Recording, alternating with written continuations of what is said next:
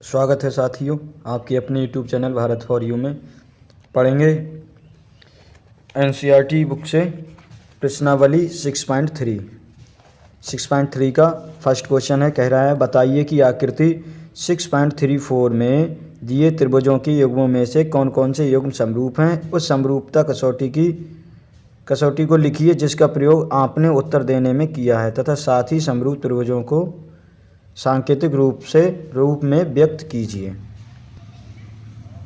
हमें इन त्रिभुजों में बताना है, फर्स्ट वाले में, सेकंड में, थर्ड, फोर्थ, कि ये समरूप हैं या नहीं है। तो फर्स्ट वाले में हम देखेंगे, फर्स्ट में कोण दिया हुआ है, जो त्रिभुज बन रहा है कोण ए में दिया है 60, बी 80 बन रहा है, सी 40 बन रहा है। इसी तरह से दूसरी आकृति जो दी है त्रिभुज पी क्यू आर में, इसमें भी कोण P है 60 है, Q 80 है 80 और R है 40। तो दोनों में देखा जाए, दोनों में कोण क्या हैं, बराबर हैं, यानी संगत कोण बराबर हैं। जब संगत कोण बराबर हैं तो ये दिए हुए त्रिभुज समरूप होंगे। समरूपता की कसौटी में ये नियम है कि अगर त्रिभुजों के संगत कोण बराबर हैं तो त्रिभुज समरूप होंगे। सेकंड वाले में देखेंगे, त्रिभुज ए बी सी दिया हुआ है, पी क्यू आर दिया हुआ दूसरा। तो फर्स्ट वाले त्रिभुज में, फर्स्ट त्रिभुज दिया उसमें भुजा दी हुई है 2, 3 और 2.5 ढाई। इस तरह से सेकंड त्रिभुज जो पी क्यू आर दिया हुआ उसमें भुजा है 4, 5, 6, कुछ इस तरह से। ये देखिएगा 2, 3 और 2.5, 4, 5, 6। तो ये देखिएगा भुजाएं क्या हैं, हम देखेंगे भुजाएं यहाँ 2 है तो इसका रेशु, इसी रेशु में 4 है, या एक जगह 3 है तो 3 का दुगना हुआ 6। एक तरह 2.5 है, इसका 2 गुना करेंगे तो क्या होगा 5। यानी कि भुजाएं देखेंगे हम सब त्रिभुज की, तो दोनों त्रिभुजों की भुजाएं, संगत भुजाएं क्या हैं, अनुपात में है, समानुपात में है, एक ही अनुपात में है।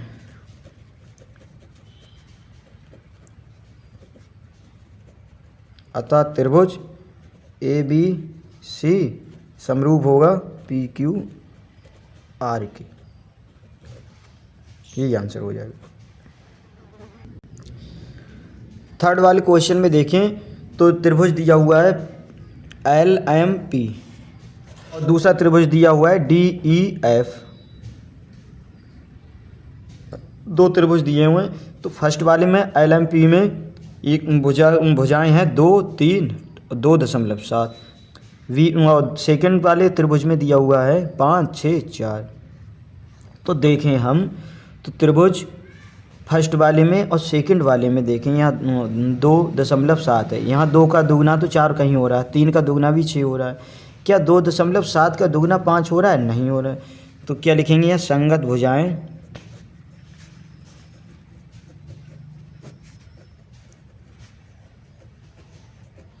एक अनुपात में नहीं है। अतः दिए हुए त्रिभुज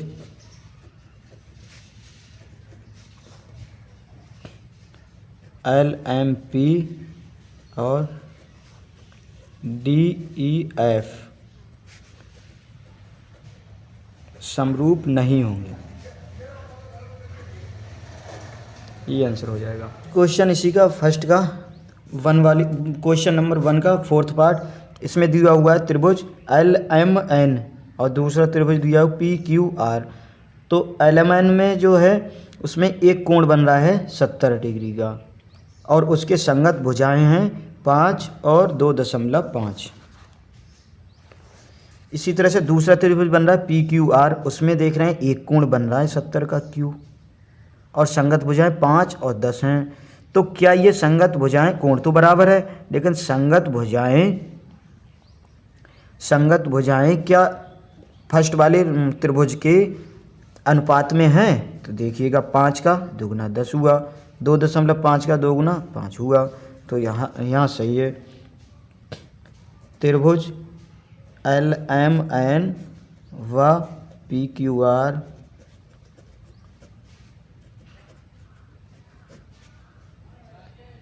दिया गया कोण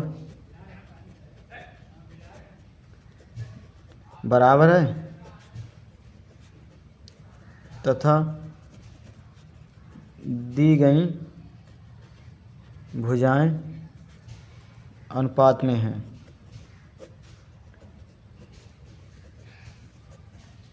अतः त्रिभुज समरूप हैं। ये समरूप हैं। अगले फिफ्थ पार्ट में एक त्रिभुज है ए बी सी, दूसरा त्रिभुज है डी ई एफ। तो ए वाले में देखेंगे एक कोण दिया हुआ है, कोण ए 80 डिग्री, उसके संगत भुजाएं, उसके अनुसार दो भुजाएं दी हुई हैं 2.5 और 3। इस तरह से अगले वाले में देखेंगे त्रिभुज दिया हुआ है डी ई एफ, कोण दिया हुआ है 80 बराबर है, संगत भुजाएं दी हुई हैं 2.5, यहाँ 5 दी हुई है, यहाँ दिया 3, यहाँ 6 दी हुई है, दोनों अनुपात में हैं। लेकिन यहाँ देखना ये है जो कोण दिया गया है, यहाँ कोण ए है, यहाँ कोण एफ है, उसके संगत भुजाएं, सेकंड वाले में संगत भुजाएं उसके साथ वाली दोनों भुजाएं हैं, यहाँ 5 है, यहाँ 6 है। और जो फर्स्ट वाली कंडीशन में फर्स्ट त्रिभुज ए बी सी में दिया हुआ है, तो त्रिभुज जो कोण ए बन रहा है उसके संगत भुजाएं दोनों नहीं है, उसकी एक संगत है और एक दूसरी भुजा है अलग, तो इसलिए ये कोण बराबर हैं। कोण बराबर है, एक ही कोण है, एक कोण बराबर है। भुजाएं अनुपात में हैं, परंतु कोण के संगत भुजाएं नहीं हैं।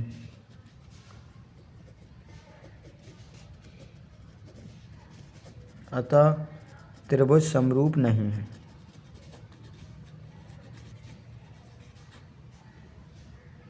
सिक्स्थ पार्ट देखेंगे इसका, फर्स्ट का ही क्वेश्चन नंबर 1 का लास्ट पार्ट। त्रिभुज दिया हुआ डी ई एफ जिसमें दो कोण दिए हुए हैं, एक 70 है एक 80 है।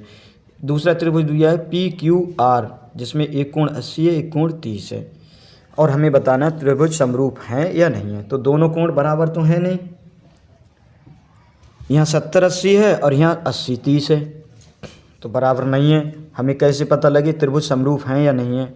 तो हमें प्रमेय लगानी होगी, त्रिभुज के तीनों अंतःकोणों का योग 180 होता है। इसका अगर 180 करेंगे तो हो रहा है ये 70 प्लस 80 और प्लस ये वाला मान लीजिए x है, तो ये कितना होना चाहिए 180 के बराबर होना चाहिए। तो एक तो 150 हो गया प्लस x बराबर 180, तो यहाँ से x निकालेंगे तो 180 माइनस हो जाएगा 150, यानी कि x बराबर आ गया 30। इसी तरह से इसमें निकालें तो कोण 80 दिया हुआ है प्लस 30 दिया हुआ है, प्लस इस वाले को मान लें 22, इस तो इन तीनों का योग कितना होगा 180 होना चाहिए। 8 और 3 11 110 हुआ, प्लस 22 इक्वल टू 180। यहाँ से 22 निकालेंगे तो 180 माइनस हो जाएगा 110, यानी कि 22 बराबर आएगा 70। तो यहाँ आ गया 22, ये आ गया 70